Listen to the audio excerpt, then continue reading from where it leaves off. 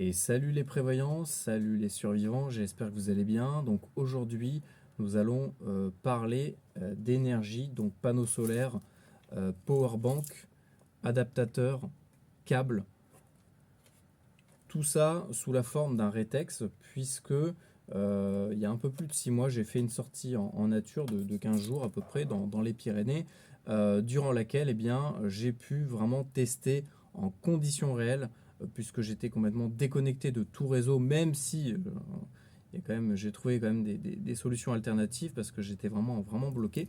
Mais voilà, on va en parler aujourd'hui.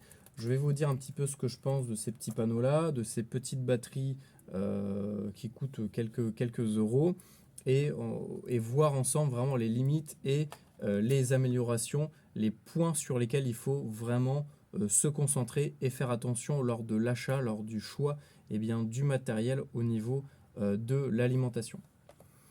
Donc voilà, j'étais parti en juin 2023, une quinzaine de jours. Donc voilà, j'avais besoin de me dégourdir le cerveau, on va dire. Donc j'ai pris mon sac à dos, mon chien, de quoi dormir, manger, alimenter mes appareils, etc.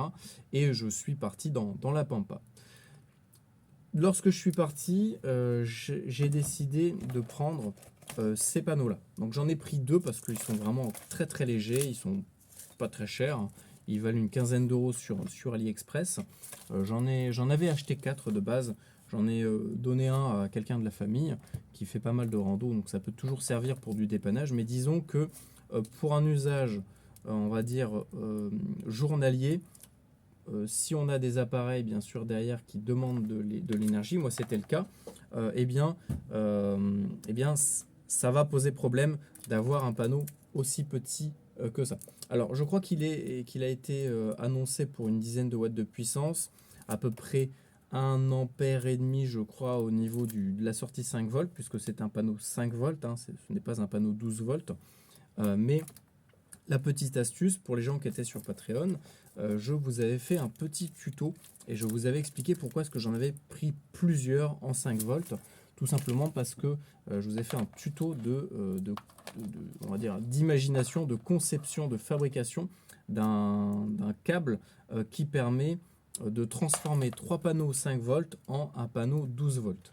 Et donc ça va nous permettre de recharger des batteries, d'alimenter, on va dire, des appareils qui fonctionnent sur du 12 volts, là où en 5 volts, on va avoir beaucoup plus de mal, surtout à avoir de l'énergie, on va dire un minimum d'intensité, d'ampérage derrière. Donc les différents appareils que j'avais à alimenter, bien sûr, il y avait tout d'abord mon téléphone, qui est vraiment l'appareil, d'après moi, qui consomme le plus d'énergie.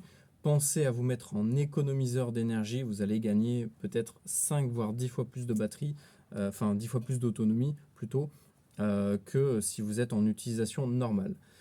J'ai également mon GPS Garmin Etrex 20X, qui d'ailleurs m'a lâché au niveau de l'écran lors de la sortie. Donc je vais bientôt vous sortir un tuto de remplacement de l'écran. Donc celui-là il consomme pas beaucoup, mais le souci c'est qu'il est à pile. Et j'ai eu quelques soucis également au niveau des piles sur le Garmin et le rechargement des piles par le Garmin. On en reparlera dans une autre vidéo. J'avais également ma lampe, ma lampe frontale. Donc c'est une Petzl Tactica, voilà, en blanc et rouge, avec 3 niveaux d'intensité, faible, moyen et élevé. Donc vraiment très pratique. On en reparlera. C'est vraiment ma lampe favorite. Donc je l'alimentais directement sur sa batterie. Donc j'en ai deux maintenant. Je suis parti sur un système avec deux batteries pour faire un roulement, où on recharge tout simplement en 5 volts. Je crois que ça tire maximum 300 mAh. On a un voyant vert rouge qui nous indique la charge.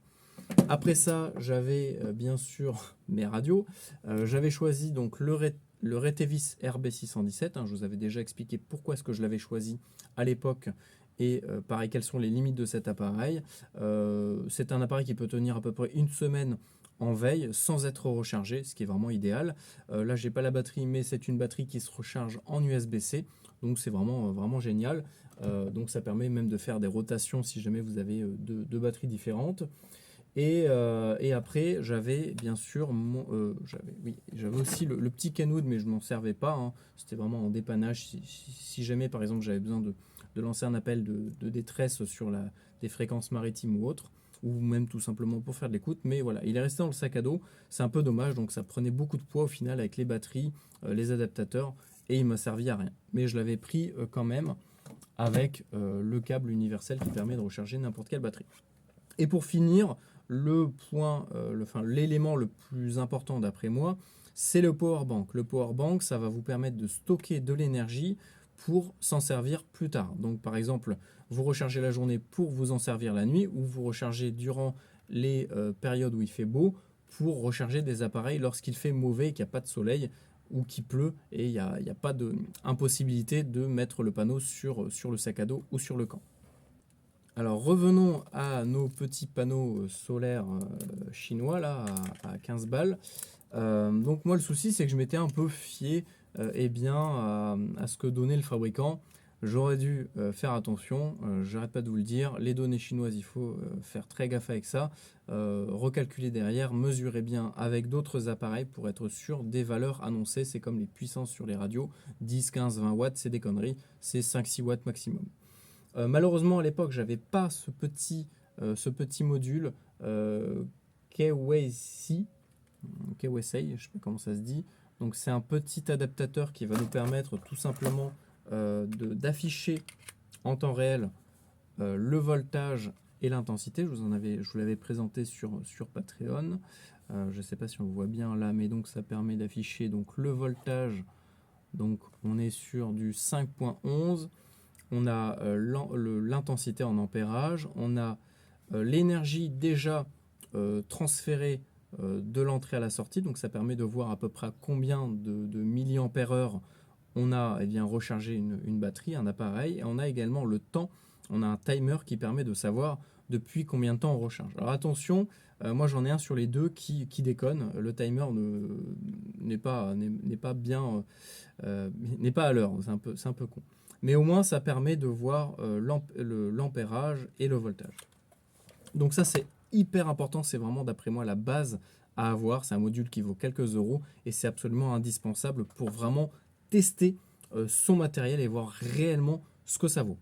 Alors j'ai pu le tester après coup lorsque j'ai eu mon petit module et ce panneau solaire sort entre 500 et 600 mAh. Alors c'est très peu, c'est très peu, surtout vu les valeurs annoncées. Après il fallait s'en douter vu la surface du panneau, mais bon, voilà, encore une fois, ça ne correspond pas à ce que le fabricant, enfin le revendeur, annonçait sur sa fiche technique. Donc j'en avais deux, pourquoi? Parce que je m'étais dit, bah, si jamais j'ai besoin de recharger deux appareils en même temps, vu que ce sont des panneaux solaires qui sont pas très puissants, donc la puissance ne se calcule pas avec le voltage, mais bien avec l'ampérage, donc l'intensité. C'est la quantité d'énergie qu'on va envoyer à la seconde dans l'appareil à partir de l'alimentation. Donc l'alimentation pour nous ça va être le panneau solaire. Donc là on est bridé à on va dire 600 mAh, c'est-à-dire qu'au meilleur ensoleillement possible, dans les meilleures conditions possibles, c'est-à-dire avec un panneau incliné bien vers le soleil, qui ne bouge pas, qui n'est pas ombragé par des branches, ni des nuages, ni quoi que ce soit, on est censé fluctuer parce qu'encore une fois, ce n'est pas constant. J'ai remarqué ça sur les petits panneaux solaires comme ça. C'est que l'intensité va varier. C'est-à-dire qu'on va passer de 600 à 200, à 300, à 600, à 500. Ça va vraiment faire des variations un peu aléatoires. Alors je ne sais pas si c'est mes appareils qui ont mal mesuré. En tout cas, j'ai mesuré donc avec mon petit module, mais également avec mon téléphone, puisqu'on a des applications qui permettent aujourd'hui de voir, par exemple, la consommation d'énergie du téléphone en temps réel, l'énergie qu'on lui envoie, le voltage, etc. etc. Donc j'ai remarqué que les panneaux solaires comme ça, ou même les panneaux solaires chinois de manière générale, ne sont pas très stables au niveau de leur tension. Mais ça n'empêche que celui-là, même dans des conditions ultra optimales, je ne pourrais pas recharger plus rapidement que 600 mAh. Le souci, c'est que moi, la batterie du téléphone, je crois qu'elle fait 5000 mAh. Donc faites le calcul, on va faire une moyenne de... Allez, on va dire qu'il recharge à 0,5 ampères. C'est-à-dire qu'il me faut 10 heures pour recharger mon téléphone. Vous comprenez où est-ce que je veux en venir? On n'a pas 10 heures d'ensoleillement sur un camp, à part si vous êtes vraiment perché en haut de la montagne, encore, je ne suis pas sûr. Il y aura forcément des moments où le soleil va être à sa pleine intensité, des moments où ça va diminuer au lever et au coucher. Donc en fait, déjà pour recharger un téléphone, eh ben, c'était pas possible. Je n'arrivais pas à recharger correctement mon téléphone. Je gagnais que quelques pourcents, alors vraiment de tête, hein, sur une heure, peut-être que je gagnais 5%, 6%. Si je me mettais à l'utiliser, même en économie d'énergie, je vidais, en fait, je tirais plus d'énergie sur la batterie que ce que le panneau fournissait à la batterie. Donc en fait, dans tous les cas, je perdais de l'énergie et c'est pas l'objectif.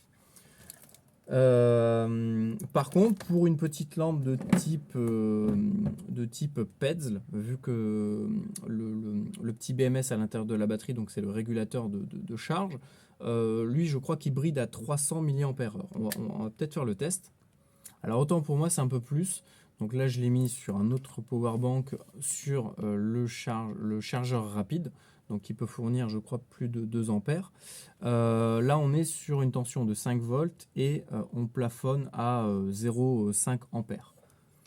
Donc, c'est-à-dire que ce panneau-là est à peine suffisant pour recharger ma PEDSL qui prend, on va dire, 4-5 heures de rechargement.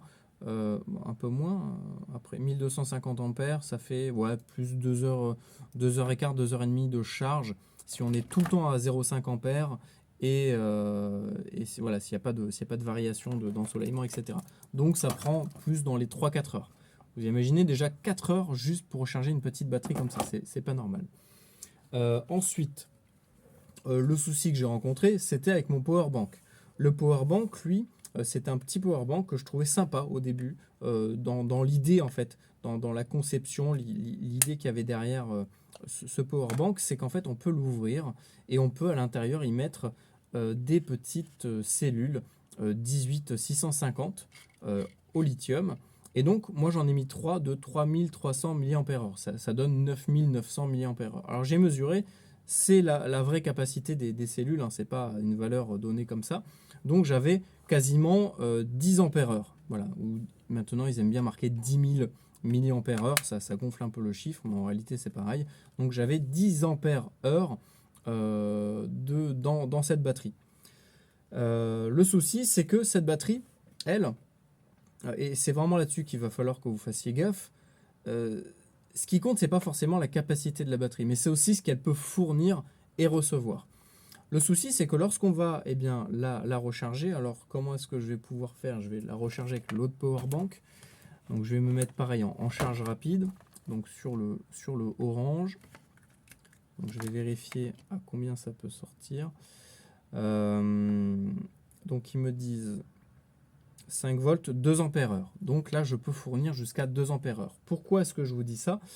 Parce que c'est hyper important pour faire vos tests. Il faut toujours avoir une alimentation on va dire surdimensionnée, surpuissante par rapport à l'ampérage maximal que votre appareil va prendre, ce qui va vraiment vous permettre de pousser l'appareil, le régulateur à ses limites et de voir jusqu'à combien il peut accepter en ampères.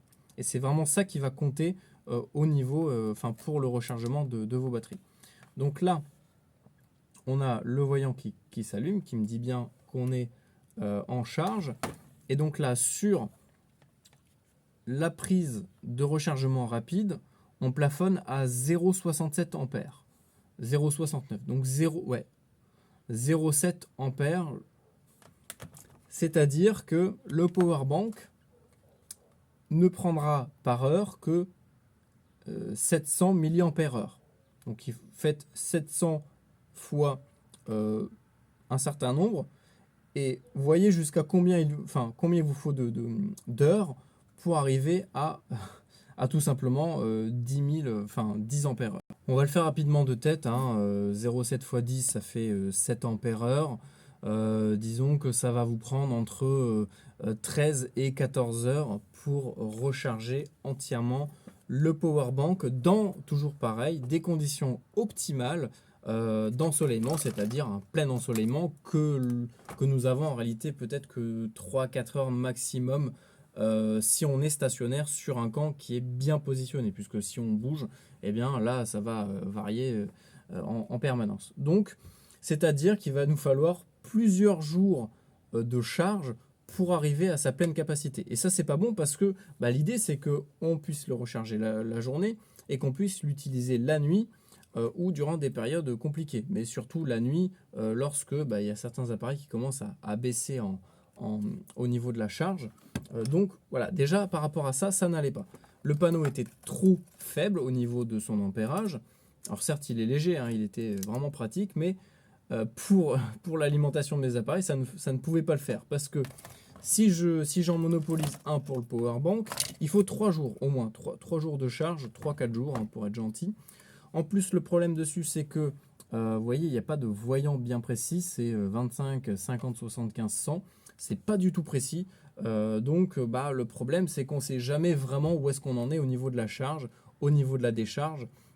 Et pareil, au niveau de l'ampérage, en fait, je n'avais pas encore tout ce qu'il fallait pour mesurer la puissance d'entrée et la puissance de sortie. Donc, l'entrée, c'est ce que l'appareil va prendre en ampérage maximal de charge. Et en sortie, en fait, je me suis rendu compte que c'était quasiment pareil. C'est-à-dire qu'en sortie, on a entre 0,5, même un peu moins. C'est vraiment bizarre. Il n'est pas du tout stable, ce, ce- l'électronique qui est à l'intérieur. Et donc, ça fait que, eh bien, même le powerbank, en fait, galère en fait, à recharger certains appareils. Donc là, vous voyez, il prend même pas, il arrive même pas à prendre la charge pour la petite batterie PEDS. Là, et pour lui, en fait, il détecte rien et il s'éteint à chaque fois. C'est un petit peu chiant. Donc franchement, la batterie, elle est pas terrible. Alors, je vais mettre un autre appareil dessus. Hop, je vais mettre mon téléphone qui sert également de caméra. Au moins là, on va vraiment tirer un maximum dessus pour vraiment voir les limites eh bien, de notre batterie. Donc là, on voit qu'on plafonne à 0, alors, je ne sais pas si vous allez bien voir, 0,98 ampères. Ouais, vraiment, je suis désolé, on voit pas beaucoup. Mais voilà, donc 4 volts 8. Et on a, alors là, on est descendu à 0,67, donc 0,7 ampères. On varie entre 0,7 et 0,9. Donc ça c'est pareil, ça veut dire que la charge du moindre appareil va prendre un temps pas possible. Donc, qu'est-ce qui s'est passé? Bah, moi je me suis rapidement trouvé en rade de batteries de téléphone, mais aussi de batteries de powerbank, qui de base était censé me servir en dépannage. Donc en fait il fallait que je dépanne l'appareil qui était censé me servir de dépannage. Donc la journée, ce que je faisais, j'avais une batterie qui était réservée uniquement au powerbank parce que c'est vraiment ultra important d'avoir un powerbank dans son équipement. On en reparlera sur Patreon, je vous parlerai bien du projet que j'ai là de fabriquer de A à Z un gros powerbank qui peut fournir une multitude de voltages et voilà, vraiment ultra modulable et avec une bonne capacité.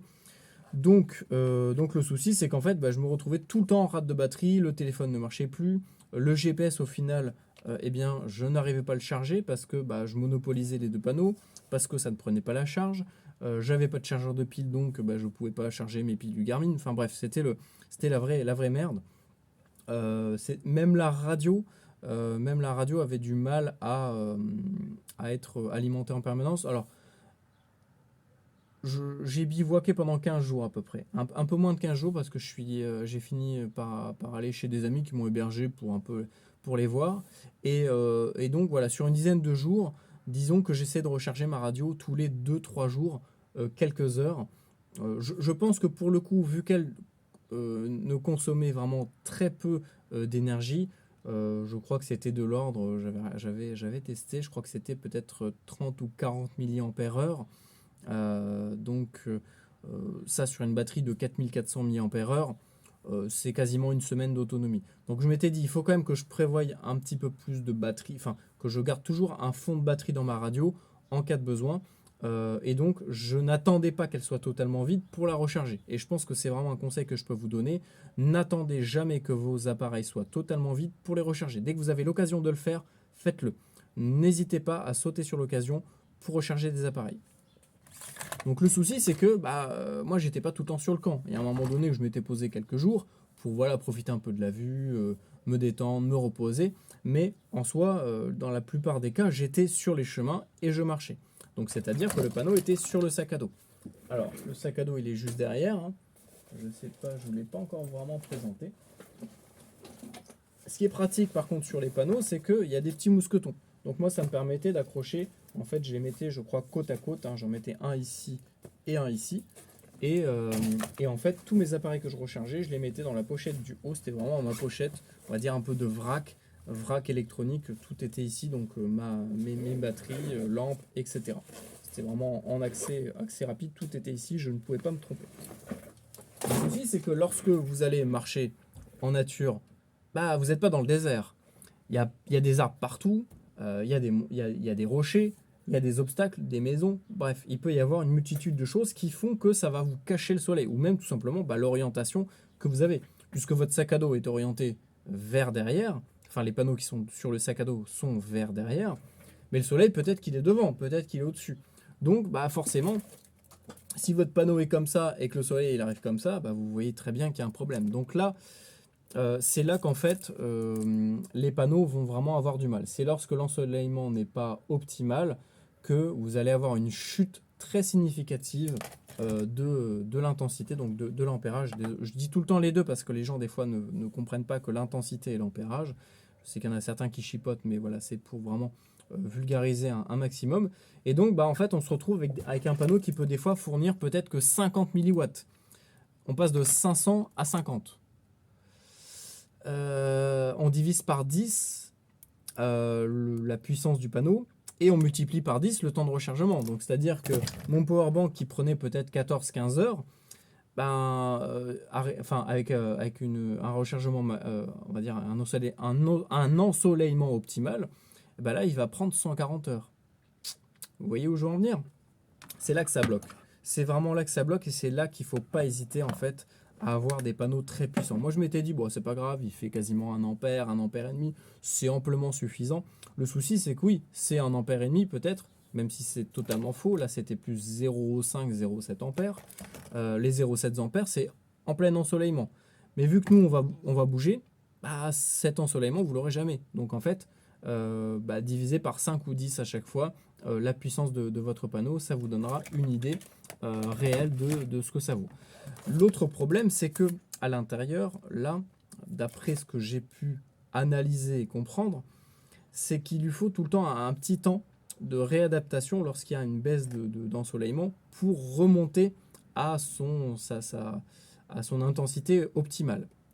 C'est-à-dire que lorsque, moi j'ai déjà fait le test plein de fois, hein, je mets mon panneau dans le jardin, en plein soleil, je passe devant. Juste le fait de passer devant peut-être une seconde, le panneau il va redescendre à zéro et il va reprendre.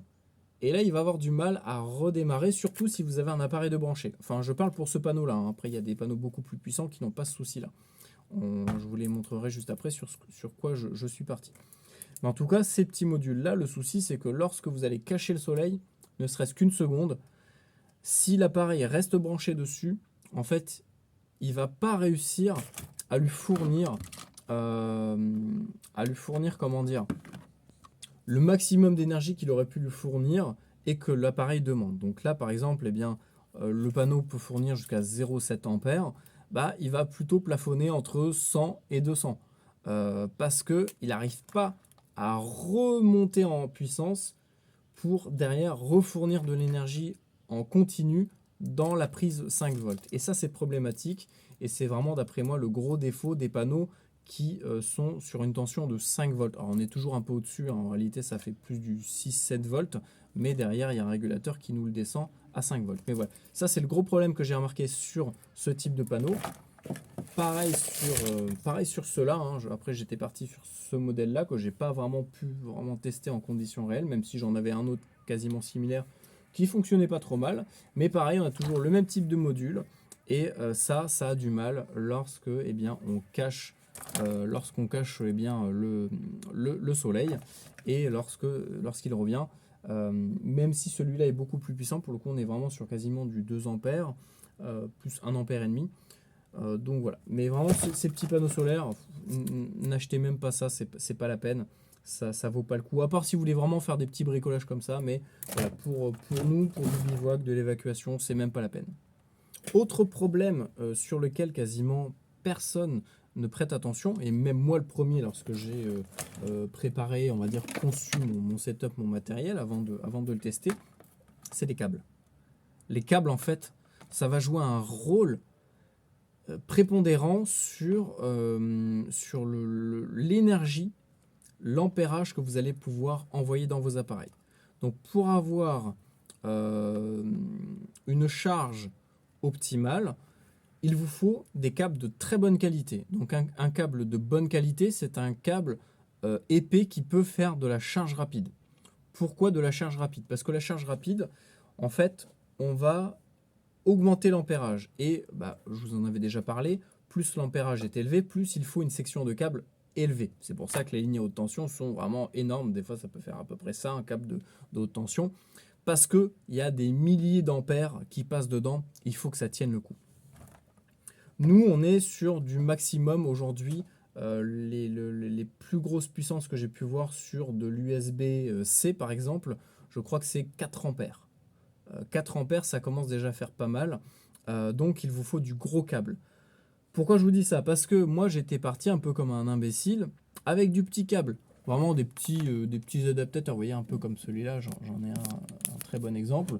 C'est des câbles qu'on peut avoir voilà, avec des appareils. Moi, j'en ai avec des radios principalement, puisque les radios fonctionnent maintenant beaucoup en USB-C. Ils fournissent des petits câbles, mais vraiment merdiques. Vous voyez, ça, c'est super fin. Ça ne fait pas de la charge rapide. Ça, vous allez balancer maximum 0,5 ampères à l'intérieur. Donc, c'est-à-dire que si vous avez un panneau hyper puissant, un power bank qui peut encaisser jusqu'à 2 ampères en entrée, en chargement, enfin en chargement, je veux dire, pour sa charge à lui, mais que vous avez un câble tout pourri, en fait, tout va être perdu dans le câble. Le câble va diminuer de au moins 3 ou 4 fois eh bien, les performances de toute votre installation, et donc vous allez perdre 4 fois plus de temps et 4 fois plus d'énergie. Donc faites super attention aux câbles. Donc moi maintenant ce que je fais, j'ai que des gros câbles de téléphone, voilà, de marque comme Samsung, Nokia, etc. Nokia, non, je crois que ça n'existe plus. Bref, voilà, ces petits câbles-là, ça peut être bien pour du dépannage, mais en tant que câble principal, n'en prenez pas parce que déjà ça va rapidement se casser. Et en plus de ça, les appareils qui sont compatibles rechargement rapide ne fonctionneront pas parce que il n'y aura pas tous les câbles à l'intérieur qui seront faits pour ça. Et parce que tout simplement la section de câble ne sera pas suffisamment élevée, grosse, pour faire passer plusieurs ampères à l'intérieur et recharger correctement eh bien, les appareils. Donc maintenant, sur quoi je suis parti? Parce que là, je vous parle un petit peu de mes galères depuis tout à l'heure. Et donc, ah oui, et pour en finir, en fait, à un moment donné, je m'étais retrouvé à devoir trouver une prise parce que c'était complètement con. Je devais trouver une prise pour recharger mon powerbank et mon téléphone. En plus de ça, j'avais qu'un seul bloc d'alimentation qui convertit le 230 en 5 volts. Heureusement que c'était un chargeur rapide parce que sinon, j'aurais passé des lustres et des lustres dans ce, pas ce local, mais ce petit truc en béton. Donc en fait, je m'étais retrouvé à un moment donné à devoir chercher un point d'alimentation. Alors petite astuce, les cimetières sont systématiquement alimentés déjà en eau potable et en électricité puisque ça fait partie de la mairie. Et normalement, ils ont toujours un disjoncteur quelque part, une petite prise cachée derrière. Et donc moi, j'avais trouvé une sorte de trappe, en fait, une sorte de petite maisonnette en béton de 1 mètre sur 1, dans lequel il y avait des disjoncteurs et il y avait une prise électrique. Et donc, la nuit, le soir, j'allais mettre mon powerbank en charge. J'avais mis un petit mot dessus, je suis en voyage, merci de ne pas me voler ce powerbank parce que c'est tout ce que j'ai. Et la journée, j'allais charger mon téléphone en restant à côté. Donc j'en profitais pour me doucher, pour faire à manger, etc. Donc, sur quoi je suis parti? Vous connaissez le slogan de la chaîne, Pro le survie. eh ben, je suis parti sur des panneaux chinois, toujours pareil, hein, parce que j'ai pas le budget tout simplement, et j'en ai trouvé des relativement performants. Alors, celui-là, je viens de le recevoir, je l'ai pas encore, enfin, si je l'ai un peu testé sur d'autres appareils, mais pas encore réellement sur de l'USB. Et j'ai surtout celui-là, qui va être mon panneau principal. Alors, ça peut paraître un peu gros, quoique en réalité, c'est pas si gros que ça. Et en le recevant, j'ai remarqué qu'en fait, c'était tout simplement ceux-là qui avaient été qui avaient été soudés ensemble en fait. Voilà, donc en fait, ils sont partis sur le même panneau que j'avais au début. Ils en ont fait un grand. Sauf que celui-là, pour le coup, fonctionne plutôt bien. Je crois que j'ai chopé pour une trentaine d'euros. Pour le coup, celui-là sort vraiment. Alors, celui-là, c'est un panneau déjà 12 volts. En réalité, la tension, c'est plus autour des 16 volts, entre 16 et 17 généralement. Et derrière, toujours pareil, on va diminuer un petit peu le voltage euh, avec un régulateur que l'on peut avoir avec. Donc, je ne sais plus ce que j'ai foutu le régulateur. Bref, c'est des petits régulateurs bleus là que vous connaissez. Donc, celui-là, il vaut une trentaine ou quarantaine d'euros. Il est très léger pour le coup, il est flexible. Moi, c'est ce que je cherchais également pour de la randonnée, pour du bivouac, hein. Il me faut du léger, du solide, du résilient que je peux accrocher sur mon panneau, sur mon sac à dos, puisque les panneaux solaires standards en aluminium, bon, c'est super lourd c'est pas pratique du tout, quoi. Surtout pour de la randonnée, c'est quasiment inutilisable. Donc moi, je suis parti sur celui-là. Et en fait, je me suis rendu compte qu'il rentrait parfaitement dans le sac à dos. Donc si on ouvre le sac à dos, je vais vous montrer ça de suite. Tac. Si. Alors je l'ai vidé, hein, mais j'ai testé avec le sac rempli à ras-bord. Vu que c'est super fin, vu que le panneau est super fin et assez léger, je crois qu'il fait il doit même pas faire 200 grammes, hein, sans déconner. Il doit faire, ouais, je pense, entre 150 et 200 grammes. Donc c'est vraiment très léger pour un panneau 12 volts. Il est annoncé pour, je crois, une trentaine de watts, 20-30 watts. En tout cas, pour moi, ça va être amplement suffisant. Et il rentre dans le sac à dos. Vous voyez, hop, il rentre pile poil. Vraiment, il rentre au centimètre près dans mon sac à dos. Puisqu'en fait, voilà, il arrive au niveau de la fermeture, là. Et donc voilà, l'idée, ça va être de tester prochainement celui-là et le plus petit, qui fait la même largeur mais qui est un petit peu moins haut. Alors, ils m'ont livré celui-là alors que j'avais commandé celui-là. Bon, c'est pas grave, au moins ça me permettra de tester, de voir ce que ça vaut. Forcément, on a moins de surface pour recevoir la lumière, donc on aura forcément un peu moins de puissance. Mais j'ai pu le tester. Donc, il a derrière une sortie directe, en fait, c'est-à-dire que l'énergie créée par le panneau va directement sortir de ce câble. Donc je crois que maximum il peut fournir 1,5 ampère. Je crois qu'on est sur du 20 watts, hein, à peu près. Il y a un peu de colle à chaud. Donc attention, ne pas brancher directement sur vos appareils. Mettez forcément un régulateur. Donc c'est pour ça que sur Patreon, là je vais vous montrer un petit peu les idées que j'ai eues. Je vais récupérer des vieux powerbanks et je vais en fabriquer un gros. Donc là on a une sortie 12 volts, enfin 16 volts plutôt. Et ici on a deux sorties USB. Alors ils annoncent la sortie USB pour du 5 volts et 3 ampères maximum. Alors pour le coup, moi sur les deux, j'ai réussi à avoir le même résultat en 5 volts, c'est-à-dire à peu près 2 ampères. Voilà, en pic d'intensité, j'ai réussi à avoir 2 ampères sur du 5 volts pour recharger mon appareil. Mon téléphone.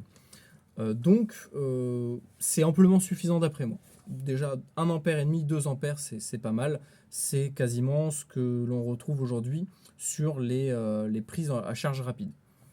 Il l'annonce à 3 ampères. J'ai pas encore réussi à monter jusqu'à 3 ampères. On pourra à l'occasion essayer de tirer plus, mais de toute façon mon téléphone ne tire que 2 ampères, donc je ne peux pas monter au-delà de 2 ampères. Mais il faudrait que je trouve un appareil qui tire beaucoup plus ou en mette plusieurs en même temps pour voir un petit peu ce que ça donne. Donc pour le coup, même sur une batterie 12 volts standard, hein, j'ai été vraiment surpris parce que généralement les petits panneaux solaires comme ça qui valent une trentaine d'euros et qui sont annoncés pour une cinquantaine, centaine de watts, même si c'est pas vrai, hein, on est plus autour des 15-20 watts, n'arrivent pas à recharger des petites batteries 12 volts. Alors des petites batteries 12 volts, pour moi une petite batterie 12 volts c'est au minimum 20 ampères heure. Avec ce panneau-là et avec le modèle en dessous, j'arrive sans souci à recharger en une après-midi, en on va dire 3-4 heures. Je l'ai testé dans le jardin parce que j'ai pas un ensoleillement continu toute la journée. J'ai vraiment que à partir de midi jusqu'à 15-16 heures. Donc ouais, ça fait 4 heures d'ensoleillement. Et en 4 heures, j'arrive à recharger pleinement une batterie 12 volts en 22 ampères heure. Donc en montant de 10 volts à peu près à 12,6. Donc franchement, le résultat est plutôt concluant pour des petits panneaux solaires comme ça. Donc, la chose sur laquelle je veux vraiment revenir, c'est de tout d'abord avoir un panneau solaire le plus puissant possible. Parce que même si peut-être qu'il sort 3 ampères, bah lorsqu'on va marcher, toujours pareil, hein, toujours le même souci, lorsque je vais marcher, je vais passer sous des arbres, je vais passer à côté de rochers, etc. Donc je vais peut-être passer de 2 ampères à 0,3, 0,4 ampères. Mais c'est déjà beaucoup mieux que le petit panneau qui me sortait 50 milliampères. Vous voyez ce que je voulais, vous voyez un petit peu la différence. Donc pour pas grand chose en plus de volume, en réalité c'est pas si grand que ça, hein. Ceux-là ils sont minuscules. Franchement ils sont pas très gros ceux-là. Vous pouvez même en prendre deux pour je sais pas, en mettre un sur le camp et un petit dans le sac à dos si vous bougez autour. Ça peut vraiment être intéressant, même si je serais plus favorable à prendre le gros pour soit lorsque je marche ou lorsque je suis arrêté sur un camp. Et lorsque je suis arrêté sur un camp et que j'ai posé ce gros panneau solaire, eh ben, je me sers du petit dépliant qui ma foi marche pas trop mal. Voilà. En tout cas pour du dépannage c'est très très bien. Donc le nouveau setup, panneau solaire non pas 5 volts mais 12 volts, ça permet d'être vraiment large au niveau de la tension et même si on a un mauvais ensoleillement, eh ben, au pire ça descendra vers 11-12 volts au lieu de 16 et ça sera très bien pour alimenter une prise en USB avec ouais, entre 1 et 2 ampères à mon avis. Le 12 volts, ça me permettra également d'être beaucoup plus polyvalent au niveau de mes appareils. Je pourrais même imaginer peut-être un power bank qui se recharge à la fois en 5 volts en recharge rapide et en 12 volts directement via le panneau. Ça permet d'aller encore plus vite au niveau de la charge. Le câble, je pars que sur des gros câbles. J'ai toujours mon petit module qui me permet, alors je sais plus où je l'ai foutu, qui me permet de tester en temps réel, eh bien, de voir en temps réel la tension et l'intensité. Donc ça, c'est idéal, par exemple, pour mettre juste avant le power bank ou juste avant un appareil. Le panneau est dans le dos. Vous avez votre appareil avec le petit afficheur et vous pouvez voir en temps réel où en est la charge. Donc ça, on s'en resservira prochainement pour eh bien, mes bricolages, parce qu'en fait, c'est des petits modules hyper intéressants. Puisque en fait ce petit module là peut monter de je crois 3 volts à 30. Donc en fait on peut vraiment tester une grande variété d'appareils. On n'est pas uniquement bloqué à du 5 volts. Voilà. Et après derrière le power bank, eh ben, ne prenez pas des power banks, en tout cas vérifiez bien et n'hésitez pas à prendre de bons power banks qui font la charge rapide pour être rechargés, eux, et qui font également la charge rapide pour alimenter un autre appareil.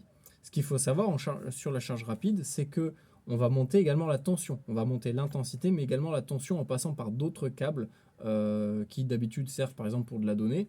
Eh bien, on va s'en servir pour balancer encore plus de tension, et donc ça peut monter jusqu'à 12 volts. Donc ça, c'est vraiment bien parce qu'avec un power bank 5 volts, on va pouvoir monter sur du 5, 9 et 12 volts. Et ça, franchement, c'est génial. C'est vraiment la charge rapide, je trouve que c'est une idée fabuleuse. Donc voilà, la charge rapide, moi, je ne me suis pas encore vraiment penché là-dessus. Justement, ça va être l'idée des prochaines vidéos Patreon, puisqu'on va concevoir un peu de A à Z différents modules et une batterie, on va dire, nomade pour du bivouac, pour de l'évacuation, avec vraiment toutes les données, voltage, ampérage, temps de rechargement, temps d'alimentation. L'idée, ça va être vraiment de faire quelque chose de très flexible. On va pouvoir également, l'idée, ça serait de pouvoir régler le voltage en sortie du panneau pour éviter, pour éviter d'avoir ce type de module. Je vais le diminuer à un simple régulateur de tension. qui marche très bien quoi que l'on puisse en dire, marche très bien pour réguler la tension d'un panneau. Donc voilà, faites vraiment attention à tous ces facteurs. N'hésitez pas à surdimensionner, on va dire, la puissance de vos appareils, on va dire au niveau de ce que l'appareil peut générer, peut créer. Donc prenez le panneau le plus puissant possible, même si ça vous semble un peu trop fort, ça sera jamais trop fort si vous vous déplacez, si vous êtes en nature, s'il fait mauvais. Et là, en fait, vous allez vraiment dépendre que de ce matériel-là. Et donc, il faut qu'il soit vraiment optimisé au maximum. Et donc, pour moi, l'optimisation au niveau de l'énergie, c'est tout simplement avoir la plus grosse puissance possible, aussi bien en alimentation qu'en stockage. Donc, il faut avoir, pareil, un power bank le plus puissant possible au niveau de sa capacité de stockage. 10 ampères heure en réalité, c'est pas énorme.